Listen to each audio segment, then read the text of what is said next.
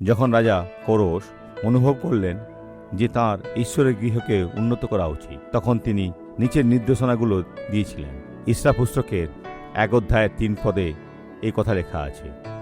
ইনি রাজা কোরস বলছেন, তোমাদের মধ্যে তাহার সমস্ত প্রজার মধ্যে যে কেহ হোক, তাহার ঈশ্বরের তাহার সহবর্তী হোক। জিহুদা দেশস্থ জেরুজালেমে যাওক, ইসরায়েলের ঈশ্বর সদাপ্রভু জেরুজালেমের গৃহ নির্মাণ করুক। তিনিই ঈশ্বর।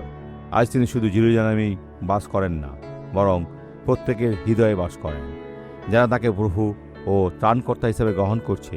আর যখনই আমরা কিছু করি, আমাদের অবশ্যই মনে রাখতে হবে যে ঈশ্বর আমাদের সঙ্গে থাকবেন, কারণ যদি তিনি আমাদের সঙ্গে না থাকেন তবে এর কিছুই ঘটবে না। যিশু কি এটাই বলেননি, কারণ আমি ছাড়া তোমরা কিছুই করতে পারবে না, কিন্তু তার সঙ্গে আমার তাঁর মহিমার জন্য মহান আশ্চর্য কাজ করব।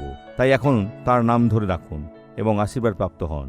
আসুন আমরা প্রার্থনা করি। পিতা, এমন অনেক লোক আছে যারা সিদ্ধান্তহীনতায় ভোগে, প্রভুর গৃহ নির্মাণে সাহায্য করবে কিনা।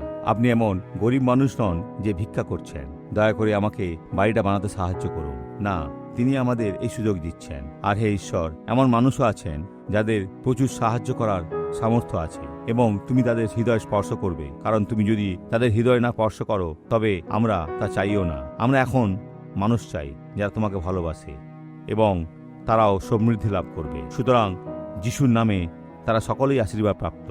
আমেন।